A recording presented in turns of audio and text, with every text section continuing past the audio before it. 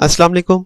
मैं उमर में राज की ताज़ा क्रिप्टो न्यूज़ को लेके इल्म आलम के चैनल पे हाजिर हूँ। आज सबसे पहले बात की जाए तो आज है 7 अगस्त 2021 और इस वक्त बिटकॉइन की बात की जाए तो बिटकॉइन ने 4 आवर टाइम पीरियड पे बड़ा एक ज़बरदस्त बुलिश रन दिखाया है और इस वक्त जो है तकरीबन $43,600 के ऊपर ट्रेड हो रहा है। इसका मतलब यही है कि उसने $42,500 के ऊपर जो उसकी एक बड़ी रेजिस्टेंस थी उसको तोड़ दिया है। तो बड़ी एक जबरदस्त न्यूज है और बड़ा अच्छा एक बुलिश रन है बिटकॉइन की तरफ से। तो ऐसी क्या न्यूज है और ऐसी क्या वजूहत है उनके ऊपर बात की जाए तो सबसे पहले न्यूज आ रही है इन्वेस्को कंपनी की तरफ से, जो कि एक बहुत बड़ी कंपनी है जिसकी टोटल वर्थ $364 बिलियन है।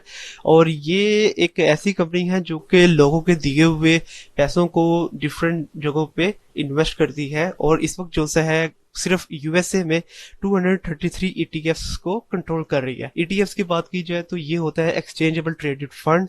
इसके अंदर लोग क्या करते हैं, ऐसे बड़े लोग जो बड़े इन्वेस्टर्स होते हैं, बिलियंस ऑफ डॉलर इन्वेस्ट करने वाले, मिलियंस ऑफ डॉलर्स को इन्वेस्ट करने वाले, वो लोग डायरेक्ट खुद इन्वेस्ट नहीं करते, वो इन्वेस्को जैसी कंपनी के अपने सरमाया को दे के उनको कहते हैं कि वो लोग इन्वेस्ट करें। तो इस वक्त जो है $364 बिलियन की एक बड़ी जो कंपनी है उसने ईटीएफ को साइन कर दिया है कि वो लोग जो है अपने इन्वेस्टमेंट का एक अच्छा खासा जो पैसा है वो बिटकॉइन के ऊपर इन्वेस्ट करना चाहते हैं। तो ये एक बहुत जबरदस्त न्यूज है, बहुत बड़ी न्यूज है। तो अब आप सोचें कि इतना बड़ा सरमाया जब एकदम मार्केट के अंदर आएगा तो बिटकॉइन की वैल्यू और कितनी ऊपर जाएगी। तो ये एक बड़ी अच्छी न्यूज थी बिटकॉइन के लिए। इसके अलावा बात की जाए जेपी मॉर्गन की, जो कि बैंकिंग के एक बहुत बड़े जायंट हैं, उन्होंने क्या किया कि वो लोग भी अपने जो कस्टमर्स हैं, उनके जो कंज्यूमर्स हैं, उनको फंड्स देंगे बिटकॉइन की शक्ल में। तो ये भी एक जैसे इन्वेस्को कंपनी ईटीएफ्स को कर रही है, जेपी मॉर्गन भी अपने बैंक के थ्रू डिफरेंट लोगों के, डिफरेंट जो बड़े इन्वेस्टर्स हैं उनके जरिए वो लोग भी ईटीएफ्स को ही साइन करना चाहते हैं। उसके अलावा बात की जाए तो शाओमी कंपनी की तरफ से न्यूज आ रही है। शाओमी का जैसे हमें पता है कि एक बहुत बड़ा मोबाइल ब्रांड है, वो अब बिटकॉइन और एथेरियम और डिफरेंट जो क्रिप्टो करेंसीज है उनको एक्सेप्ट करना शुरू कर दिया पोर्तुगाल के अंदर। अब ऐसी जो न्यूज होती है उसका बहुत ज्यादा फायदा होता है बिटकॉइन की वैल्यू के ऊपर, और स्पेसिफिकली जिस जिस कॉइन का वो लोग नाम लेते हैं उसके ऊपर इसका बहुत ज्यादा फायदा होता है। जैसे हम लोग जानते हैं कि जब स्क्वायर ने और पेपाल ने जब एक्सेप्ट करना शुरू किया था बिटकॉइन को, तो बिटकॉइन की वैल्यू के ऊपर एकदम बूम आया था। वो $10,000 से जो है $30,000 तक चले गई थी। और फिर हम लोगों ने देखा कि जब ये 2021 में इलोन मस्क ने ट्वीट की कि टेस्ला जो सी है वो बिटकॉइन को एक्सेप्ट करेगी, तो $30,000 से तकरीबन $63,000 तक जो है बिटकॉइन की वैल्यू चले गई थी। और जब उसने कहा कि हम लोग एक्सेप्ट नहीं करे तो $63,000 से वापस जो सी है उसकी वैल्यू आ गई थी। तो ऐसी बड़ी कंपनीज का इस तरह से न्यूज देना कि वो लोग जैसे क्रिप्टो करेंसीज को एक्सेप्ट करेंगे और स्पेसिफिकली बिटकॉइन को और इथेरियम को और डिफरेंट जो से क्रिप्टो करेंसीज है उनको एक्सेप्ट करेंगे, तो इसकी वजह से उन क्रिप्टो करेंसीज है उनकी वैल्यूज के ऊपर बड़ा एक अच्छा इफेक्ट होता है और वैल्यू जो सी है उनकी बहुत ऊपर जा सकती है।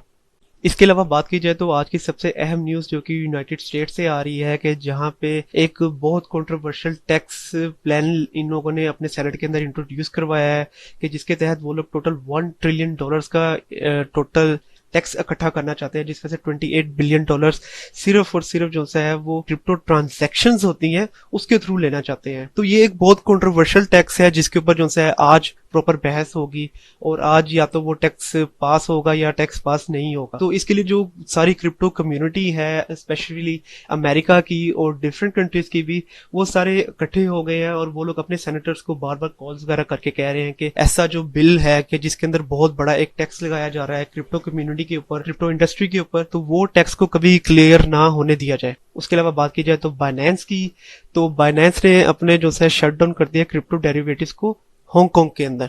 मतलब कि अब हांगकांग के अंदर बाइनेंस काम करना बंद कर देगी अगले चंद महीनों के अंदर।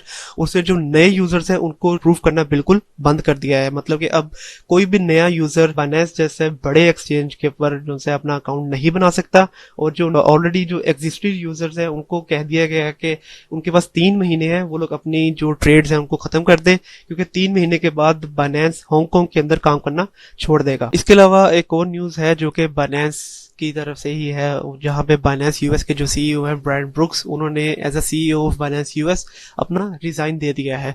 इससे पहले हमने देखा था कि जो सीजी हैं, जो बाइनेंस ओवरऑल बाइनेंस के सीईओ हैं, उन्होंने भी फैसला किया कि वो भी अब as a CEO of Binance अपना रिजाइन दे देंगे। तो बाइनेंस की तरफ से कुछ अच्छी न्यूज नहीं आ रही है, जिसकी वजह से हम अपने व्यूअर्स को ये मशवरा देंगे कि वो डिफरेंट जो एक्सचेंजेस हैं, जैसे गलीलियो हो गया, रोबिनहुड हो गया या ओकेएक्स हो गया, उसके ऊपर ट्रांसफर कर लें अपने फंड्स। और अगर आप हमारे प्रोवाइडेड लिंक के थ्रू ओकेएक्स के ऊपर लॉगिन होते हैं तो आपको $50 भी मिलेंगे, और इसके अलावा आपकी ट्रेड्स उसके ऊपर भी आपको जो है ओवरऑल 20% प्रॉफिट होगा ज्यादा। तो उसका जो सा लिंक है वो आपको इस वीडियो की डिस्क्रिप्शन में भी मिल जाएगा, क्योंकि फाइनेंस की तरफ से कुछ अच्छी न्यूज नहीं आ रही है आजकल। तो इसलिए हम आपको यही मशवरा देंगे कि आप जो है अपने फंड्स को डिफरेंट एक्सचेंज के ऊपर ट्रांसफर कर लें। तो उम्मीद करता हूँ कि आपको आज का जो न्यूज बुलेटिन है वो अच्छा लगा होगा। कल तक के लिए इजाजत दीजिए। अल्लाह।